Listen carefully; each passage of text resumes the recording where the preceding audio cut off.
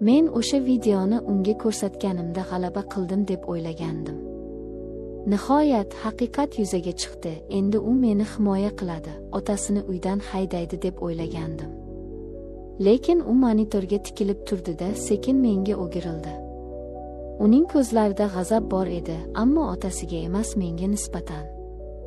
"O'zing xohladingmi?" dedi u sovuqqonlik bilan. "Otamni o'zing yo'ldan urdingmi, iflos?" O'sha lahzada men nafaqat erimni, balki butun dunyoga bo'lgan ishonchimni yo'qotdim. Men fosh qilgan sir mening hukmimga aylandi. Hayot bu yozilmagan kitob, har bir sahifasi kutilmagan burilishlarga to'la. Ba'zan biz panoh deb bilgan qo'rg'onimiz aslida eng xavfli qafas bo'lib chiqadi. Bugungi hikoyamiz qahramoni 27 yoshli, taqdirning achchiq sinovlariga uchragan singlimiz. Uning iltimosiga ko'ra ismlar sir tutildi, ammo voqealar, og'riqlar va ko'z yoshlar barchasi haqiqiy. Agar siz ham adolat va haqiqat tarafida bo'lsangiz, videoga like bosing. Kanalimizga obuna bo'lib, qo'ng'iroqchani yoqing. Zora bu hikoya kimningdir ko'zini ochsa. Boshladik. Men 20 yoshda edim. Bahor gullaridek ochilib turgan, hayotdan faqat yaxshilik kutadigan sodda qiz edim. Ota-onamning xohishi men uchun qonun edi. Ular "Baxtli bo'lasan, qizim, yaxshi joydan sovchi chiqdi" deyishganda, yuragimda na quvonch, na qo'rquv bor edi, faqat itoat bor edi. Bo'lajak turmush o'rtog'im bilan to'ydan oldin bor yo'g'i 5 marta uchrashdik. U ko'rkam, jiddiy, kamgap yigit edi. Biz parkda yurar ekanmiz, o'rtamizda g'alati sukunat hukm surardi. Men kutardim. Kino va kitoblardagi kabi yuragim jiz etishini, ko'zlarimiz to'qnashganda chaqmoq chaqishini kutardim. Lekin bunday bo'lmadi. Qarindoshlarim esa "Muhabbat to'ydan keyin keladi, qizim. Erkak kishini yashab bilasan. Tanigan bilan yashash zerikarli, siri bo'lmaydi" deb uqtirishardi. Men ularga ishondim. To'y kuni oppoq libosda ko'zguga qarab o'zimga o'zim va'da berdim. Men dunyodagi eng yaxshi kelin bo'laman. Men bu insonni sevib qolaman. Albatta sevaman. Nikoh kechasi. U menga yaqinlashganda men titrab ketdim. Uning qo'llari muloyim, ammo biroz sovuq edi. O'rtamizda yonib turgan ehtiros yo'q edi, lekin hurmat bor edi. U menga ozor bermadi. "O'rganib ketamiz", dedi u sekin pichirlab. Shu bir og'iz so'z menga umid berdi. Ha, bizda olovli sevgi yo'q edi, lekin biz bir-birimizga suyanishimiz mumkin edi. Men shunday deb o'ylardim. Erimning oilasi katta va serhasham edi. Qaynota-qaynonam, erimning akasi, uning xotini, ovsinim va ularning 2 bolasi. O'zbekchilik, hammamiz bir hovlida, bir qozondan ovqat yeb yashardik. Dastlabki 3 oy xuddi tushdek o'tdi. Kelinlik vazifalari sahardan turib hovli supurish, nonushta tayyorlash. Men charchasam ham yuzimdan tabassum arimasdi. Qaynonam qattiqqo'l, lekin adolatli ayoldek tuyulardi. Lekin bu uyda g'alati bir atmosfera bor edi. Devorlarning ham qulog'i bordek, har bir burchakda qandaydir sir yashiringandek tuyulardi. Ovsinim. U o'ziga xos, sho'x, chiroyi o'rnida ayol edi. Lekin uning ko'zlarida men tushunmagan bir o't yonardi. U ko'pincha erimning akasi, o'z eri yo'g'ida o'ziga ko'proq oro berar, ochiqroq kiyinar edi. Dahshatli voqealar sekinasta boshlandi. Kunduzlari uyda kim qolardi?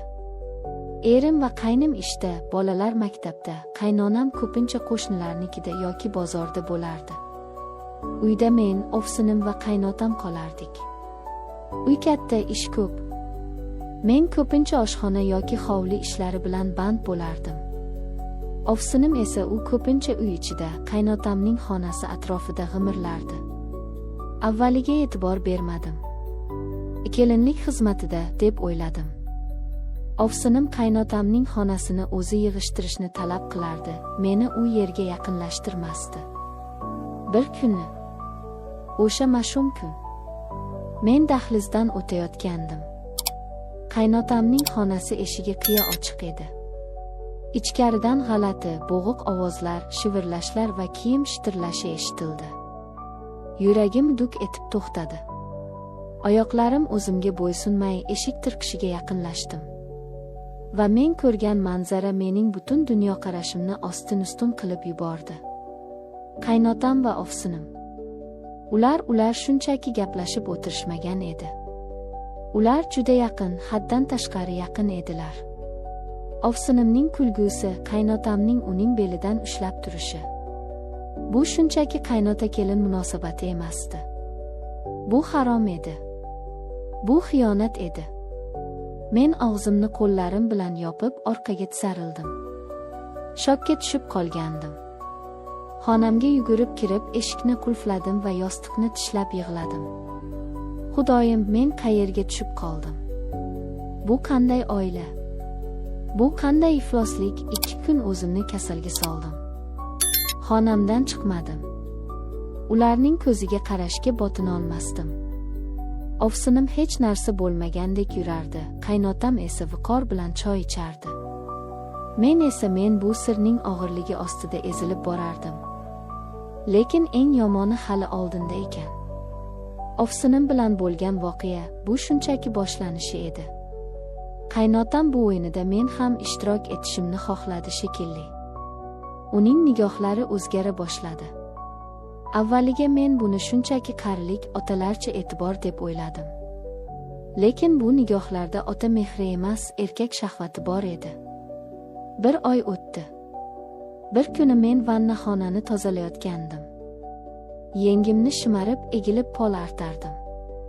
Birdan eshik ochildi. Qaynotam. Yuragim qinidan chiqib ketayozdi.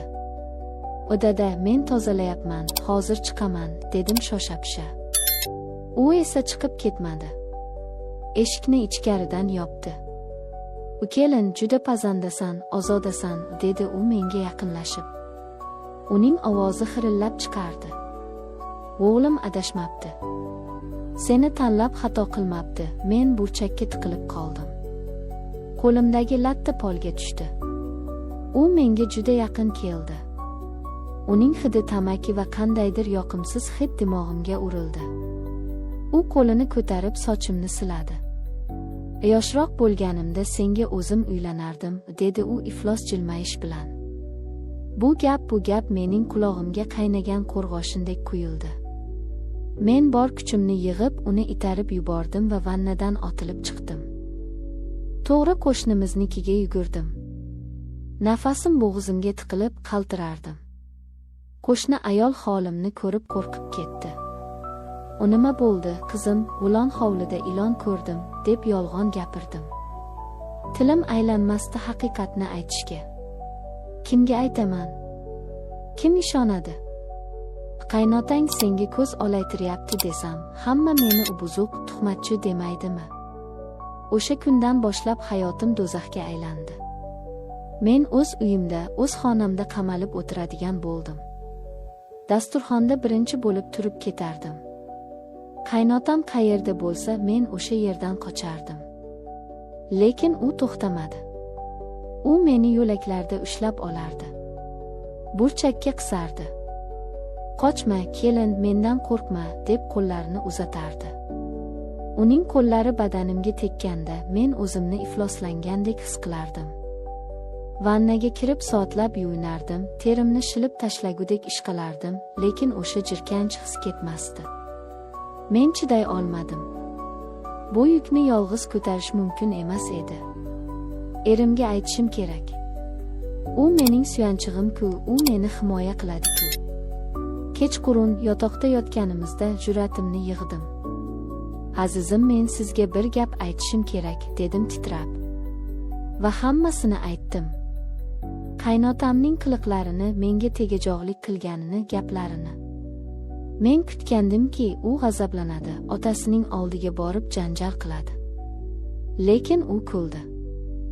"Sen aqldan ozdingmi?" dedi u menga tikilib. Mening otama. 5 mahal namoz o'qiydigan, mahallada obro'li odama. Sen meni ota-onam bilan urushtirmoqchimisan? Maqsading nima o'zi? Men yig'lab qasam ichdim. Lekin u ishonmadi. Daliling bormi? Yo'q. Bo'ldi, o'chir ovozingni. Yana bir marta shunaqa desang, tilingni sug'urib olaman, dedi. Adolatsizlik meni yondirib yuborayozdi. Men haq edim. Men qurbon edim. Lekin meni aybdor qilishdi. Shunda men qaror qildim. Dalil kerakmi? Bo'ladi. Men erimga vannaxonaga kuzatuv kamerasi o'rnataylik, go'yoki narsalar yo'qolyapti deb aytamiz, dedim. U rozi bo'ldi, faqat meni tinchlantirish uchun. Kamera o'rnatildi. Men o'ljaga aylangan ovchi kabi kutdim. Va o'sha kun keldi. Men vannaga kirdim, eshikni ataylab ochiq qoldirdim. Tozalashni boshladim. Qaynotam kirdi. Xuddi kutilganidek. U menga yana yopisha boshladi. Quchoqlashga urindi, uyatsiz gaplar gapirdi. Men chidadim. Kamera hammasini yozayotganini bilib, tishimni tishimga bosib chidadim. Keyin uni itarib yugurib chiqdim. Kechqurun erim keldi. "Mana", dedim men telefonimni unga uzatib. "Mana dalil. Endi ko'ring otangiz kimligini." Erim videoni ko'rdi. Uning yuzi avval oqardi, keyin qizardi, keyin ko'karib ketdi. Uning ko'zlarida men dahshatni ko'rdim. Men yengil tortdim. "O bo'ldi, endi u tushundi", deb o'yladim. U xonadan chiqib ketdi. 2 soat yo'q bo'lib ketdi. Men xonada o'tirib chamadonimni yig'ishtirish haqida o'ylardim. Biz bu uydan ketamiz, alohida yashaymiz deb o'yladim. Eshik ochildi. Erim kirdi. Lekin u meni quchoqlamadi. Uzr so'ramadi. U menga nafrat bilan qaradi. "O sen", dedi u tishlari orasidan. "Sen otamni yo'ldan urding. Sen ataylab qilding. Sen shaytonsan", qulog'imga ishonmadim. "U nima? Videoni ko'rdingiz-ku?" U menga yopishdi, "Otam qari odam. U o'zini bilmaydi. Sen yoshsan, sen hayo qilishing kerak edi. G'unajing ko'zini suzmasa, buqa ipini uzmaydi. Sen unga ko'z suzgansan, sen uni majburlagansan." Bu gaplar, bu ayblovlar meni tamom qildi. O'z erim meni himoya qilish o'rniga o'z otasining gunohini menga yukladi. U haqiqatni ko'rib turib ham ko'r bo'lishni tanladi. Chunki otasiga qarshi chiqishga, haqiqatni tan olishga uning jur'ati yetmadi. U qo'rqoq edi. Shu ondayoq bu uyda bir daqiqa ham qolmasligimni tushundim. Men narsalarimni yig'dim. "Men ketaman", dedim. "Ketsang ketaver. Senga o'xshagan buzuq xotin menga kerak emas", deb baqirdi u ortimdan. Ota-onamning uyiga qaytdim. Hammasini aytib berdim. Dadam g'azabdan tutaqib ketdi. Onam yig'ladi. Lekin ular menga ishonishdi. "O qizim, sen poksan, biz seni bilamiz", deyishdi. Bu men uchun eng katta madad bo'ldi. Ajrashish jarayoni boshlandi. Qaynonam va erim meni ayblashda davom etishdi. "Keliningiz otamizga osildi", deb tuhmat qilishdi. Ammo dadam qattiq turdi. "Agar qizimni tinch qo'ymasangiz, videoni sudga beraman, butun mahallaga ko'rsataman", deb po'pisa qildi. Shundan keyingina ular qo'rqib ajrashishga rozi bo'lishdi. Hozir men ota-uyimdaman. Fabrikada ishlayapman. Tinchman. Lekin yuragimda chuqur jarohat bor. Ko'chada erkak kishini ko'rsam titrab ketaman. Turmushga chiqish bu haqda o'ylashga ham qo'rqaman. Qaynotam va ovsinimning xiyonati, erimning adolatsizligi, bularning bari meni erkaklarga bo'lgan ishonchimni sindirdi. Og'zi kuygan qatiqni ham puflab ichadi, deyishadi. Men endi har bir qadamimni o'ylab bosaman. Lekin umidimni uzganim yo'q. Bilaman, dunyoda yaxshi insonlar ham bor. Alloh menga ham bir kun chinakam baxtni, meni tushunadigan, meni himoya qiladigan, g'unajin ko'zini suzmasa deb tuhmat qilmaydigan mard insonni uchratishni nasib qiladi. Aziz ayollar, singillar, mening hikoyamdan xulosa qiling. Agar sizga nisbatan nohaqlik bo'layotgan bo'lsa, jim turmang. Qo'rqmang. Siz yolg'iz emassiz. Hatto eng yaqin insoningiz yuz o'girsa ham, haqiqat baribir siz tomonda bo'ladi. O'zingizni asrang. Nomusingizni, g'ururingizni hech kimga toptatib qo'ymang. E'tiboringiz uchun rahmat. Agar bu video yuragingizga yetib borgan bo'lsa, izohlarda fikringizni qoldiring. Keyingi videolarda ko'rishguncha omon bo'ling.